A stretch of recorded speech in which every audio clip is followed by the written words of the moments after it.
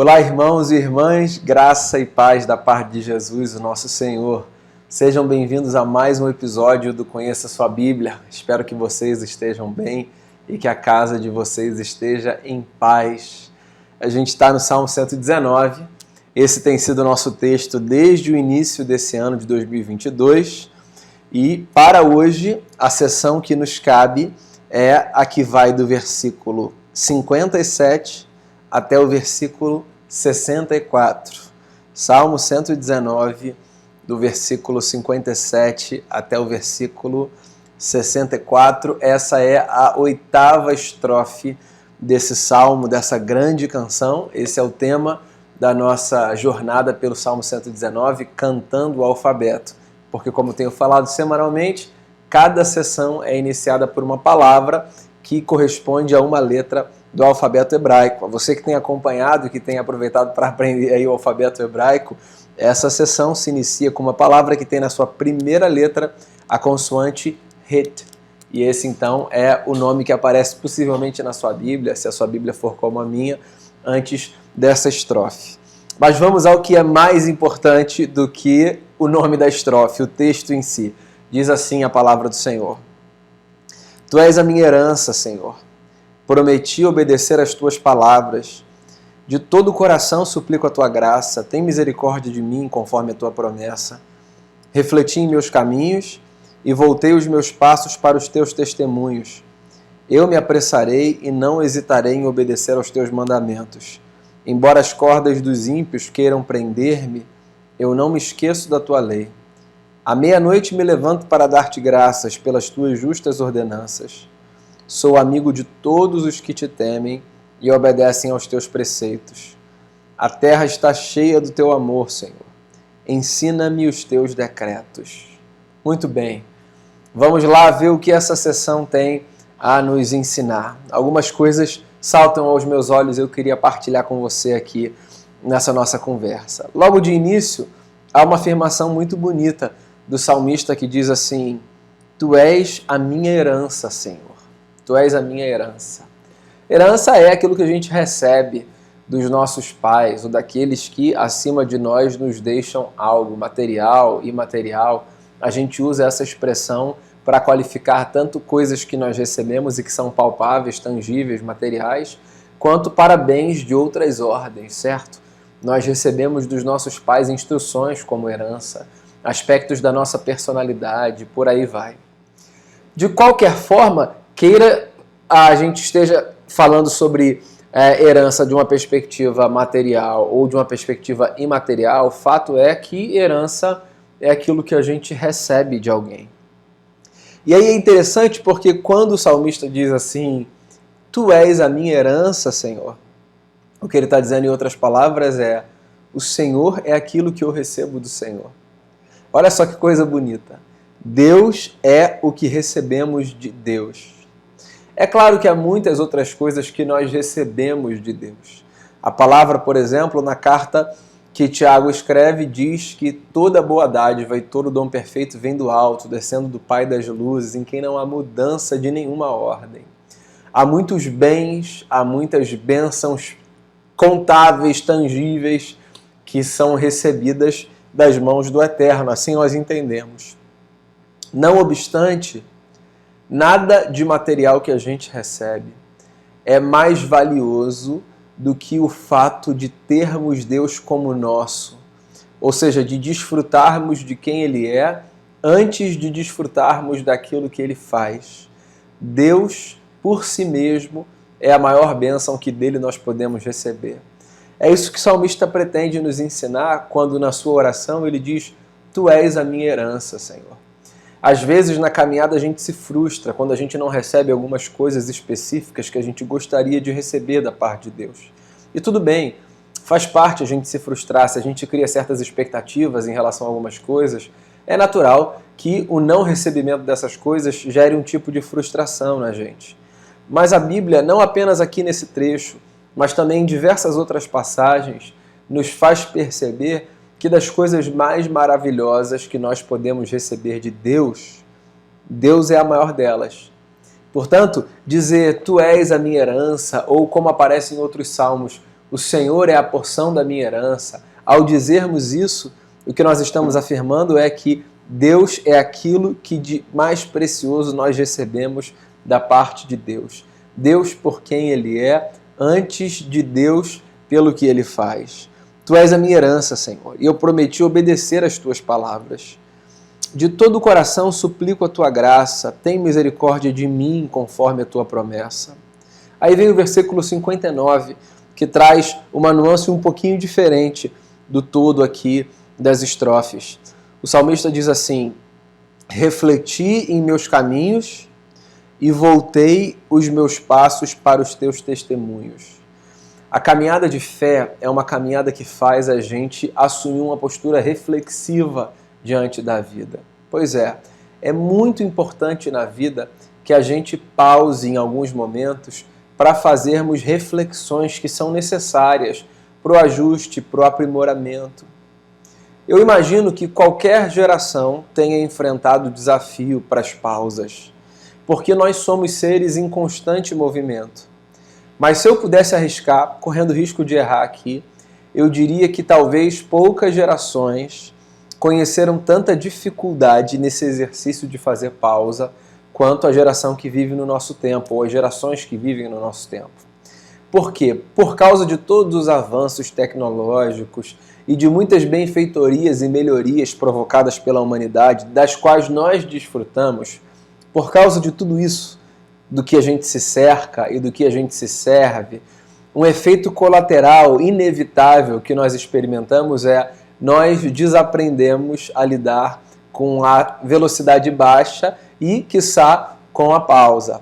Nós não sabemos lidar com velocidades que são menores do que aquelas que nós gostaríamos que acontecessem. Se a gente pudesse, a gente estava correndo o tempo todo, de um lado para o outro. Daí a necessidade da gente ouvir, vez ou outra, aquela música do Lenine, Paciência, enquanto o tempo acelera e pede pressa, eu me recuso, eu faço hora, eu vou na valsa. Pois é, a gente precisa desacelerar, porque não há outra possibilidade de nós assumirmos essa postura reflexiva tão necessária à vida que não em desacelerando o nosso compasso interno. O salmista está dizendo, eu refleti em meus caminhos, eu parei, eu pensei em como eu ando, no que eu faço, no que eu deixo de fazer. Fazermos análises sobre a nossa jornada é fundamental. Ah, mas quantas vezes eu preciso fazer análise, de quanto em quanto tempo? Bem, isso é muito subjetivo e compete a cada um discernir de quanto em quanto tempo a gente para, ou para refletir sobre o macro, ou para refletir sobre o micro. A questão não é quando a gente vai fazer isso. A questão é a gente entender que na vida a gente precisa desse movimento, um movimento que vai na contramão de toda uma tendência global, que é a de corrermos, sem pararmos para absolutamente nada. Portanto, desacelere e faça os seus movimentos de reflexão, porque quando você reflete em seus próprios caminhos, segundo o texto, você se dá conta de que possivelmente existem acertos a serem feitos.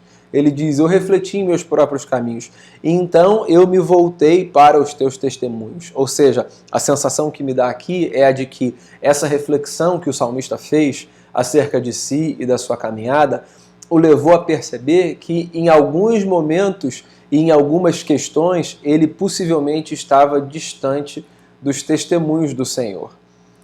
Então ele avança e diz assim, eu me apressarei e não hesitarei em obedecer aos teus mandamentos. Embora as cordas dos ímpios queiram prender-me, eu não me esqueço da tua lei. Está aqui mais uma coisa interessante. Ele faz uma reflexão, ele se volta para os testemunhos e ele procura se apressar, agora sim, em cumprir a lei de Deus. Há um movimento de desaceleração e depois um movimento de aceleração. Porque na vida a gente está sempre acelerando ou desacelerando. Mas olha o que vem logo a seguir, que eu acabei de ler, que coisa bacana. Embora as cordas dos ímpios queiram prender-me, eu não me esqueço da tua lei. De alguma forma, parece que o que o salmista está sinalizando aqui é que na vida, às vezes, nós nos encontramos quase capturados por armadilhas que são preparadas para nos derrubar, para nos aprisionar. Então, essa é uma metáfora que talvez explique muitos episódios da sua vida e da minha vida. Não poucas vezes nós nos sentimos como se estivéssemos prestes a ser capturados por uma armadilha. E ele diz aqui: as cordas dos ímpios querem me prender, mas como eu me desvencilho delas, eu não me esqueço da tua lei. Olha só que coisa bacana. Então, o que o salmista está sinalizando aqui é que essas armadilhas dos ímpios, que muitas vezes tentam nos prender, elas são armadilhas que não necessariamente acontecem do lado de fora, externas. Às vezes são coisas que passam pela cabeça, são seduções, são tentações, são propostas, sabe? São oferecimentos que nos são feitos e que quase nos capturam, mas nós nos lembramos da lei e nós nos esquivamos dessas cordas que querem nos capturar.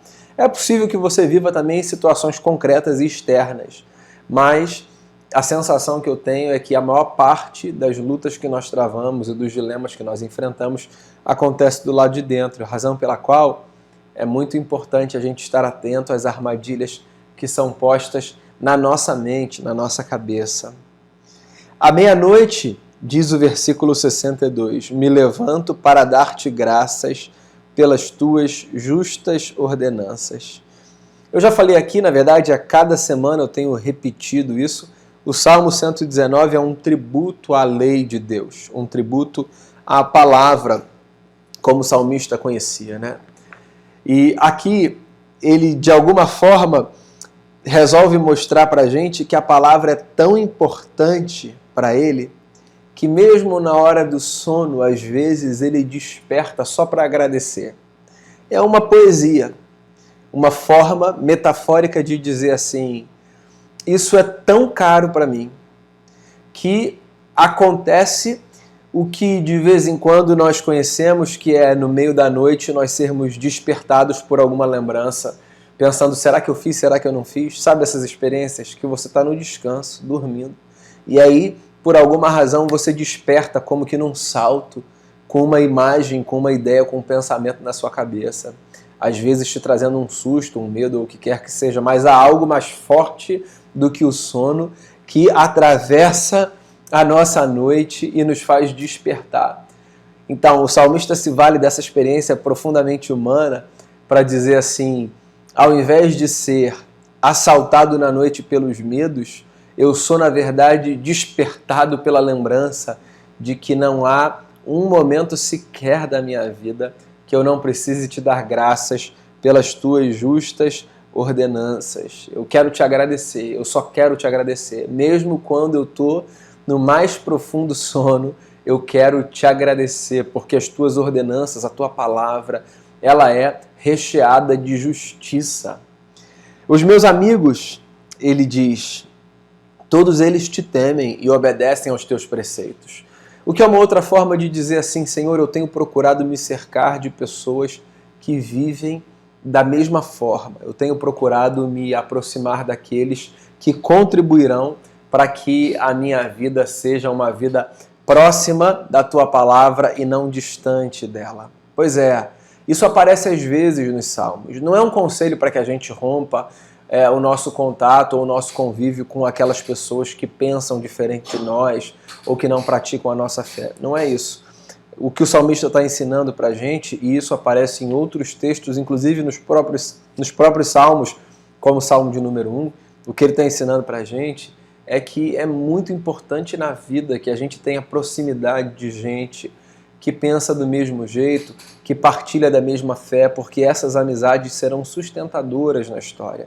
Não é um convite à exclusividade e à tomada desse critério como único critério para a gente definir quem a gente mantém perto e quem a gente mantém longe. A Bíblia dá diversos outros exemplos de que a vida não deve ser assim, não pode ser assim, porque é inevitável que a gente se misture, e é bom até que isso aconteça. O que o salmista está dizendo é só que ele é grato a Deus porque ele está cercado de gente que o ajuda a experimentar, a cultivar e a amadurecer a sua fé. Já falei sobre isso aqui na igreja algumas vezes, sobre a beleza de nós termos o que eu chamei na ocasião de amizades espirituais. Essa gente que aproxima a gente de Jesus, que nos leva para perto dele, e que possibilita que a nossa vida seja potencializada no exercício da fé no Cristo. Sou amigo de todos os que te temem e obedecem aos teus preceitos. E aí ele termina essa sessão dizendo assim: a terra está cheia do teu amor, Senhor. Ensina-me os teus decretos. Olha que frase bonita. A terra está cheia do teu amor. Se a gente fizesse aqui um exercício e eu só dissesse assim para você, complete a sentença. A terra está cheia de... Com o que você completaria? É possível que muitos de nós completássemos a frase com qualificações de ordem negativa. Por quê? Porque as experiências negativas e as constatações negativas, elas têm uma tendência de serem potencializadas diante dos nossos olhos. Não há nenhum problema em nós olharmos para os aspectos negativos que há em nós mesmos, no próximo e na Terra de maneira geral. Até porque as mudanças necessárias, elas só acontecem a partir da constatação daquilo que precisa ser mudado. Mas existe um risco que a gente corre, que é o de nos transformarmos nessa gente que só consegue ver aquilo que há de ruim na face da terra. Existe um risco de nós, por causa da maldade, do pecado e dos problemas, nos tornarmos pessoas amargas, azedas, gente que só vê o que há de errado, gente que só fala sobre o que precisa ser consertado. É possível que você conheça gente assim.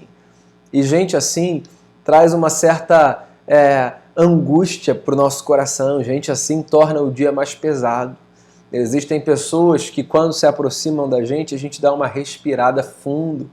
Por quê? Porque a gente sabe que o que virá a seguir será o anúncio de uma tragédia, o oferecimento de uma perspectiva extremamente negativa, pessimista, etc. O salmista não viveu num tempo diferente do nosso, no sentido de perceber ou não perceber maldade. Não houve uma geração que não conhecesse uma terra cheia de maldade, de violência e de dificuldade. Todos conhecemos a terra do mesmo jeito, em momentos distintos. Mas ele resolve aqui no Salmo fazer uma afirmação que está fora desse olhar senso comum de um pessimismo crônico. Ele diz assim: a terra está cheia do teu amor, Senhor, cheia do teu amor. E esse é um exercício bacana para a gente fazer. O de, mesmo cientes de todas as dificuldades e de todos os problemas do mundo, percebermos os sinais do amor e da graça de Deus, porque a terra está cheia do amor de Deus. Não fosse esse o caso, todos nós já teríamos sido destruídos. O amor de Deus é a razão de nós não termos sido destruídos ainda. O amor de Deus é essa força sustentadora da história, que traz paz para o coração mesmo no dia difícil, que permite que a gente continue avançando passo após passo, mesmo com todas as lutas e com todos os dissabores. A terra, acredite, está cheia da bondade do Senhor e do seu amor e da sua graça e da sua misericórdia. Essa é a 8ª sessão do Salmo 119. Tu és a minha herança. Deus é o que de mais precioso recebemos de Deus. Não se esqueça, a vida pede da gente uma postura reflexiva. Refleti em meus caminhos, então voltei os meus passos para ti. Não se esqueça também, existem cordas que tentam nos aprisionar, as cordas dos ímpios, assim o salmista as chama, elas querem nos prender, mas nós nos lembramos da lei do Senhor e nós conseguimos nos desvencilhar dessas cordas. A bondade de Deus é tão perfeita e tão profunda e tão insistente na nossa vida que mesmo em meio ao sono nós podemos despertar e ainda assim dizer obrigado, Senhor, por que quer que seja. E por fim, num mundo de tanto pessimismo e desânimo, não se esqueça, a terra está cheia do amor do Senhor. Portanto, viva por aí tentando discernir e perceber as manifestações desse amor. Eu tenho certeza que isso vai trazer paz para o seu coração. Eu espero que você fique bem, que essa semana seja uma semana muito bendita na sua vida, na sua casa, na vida da sua família e dos seus queridos. E eu espero você na próxima segunda para o nosso próximo encontro do Conheça a Sua Bíblia. Deus abençoe a sua vida.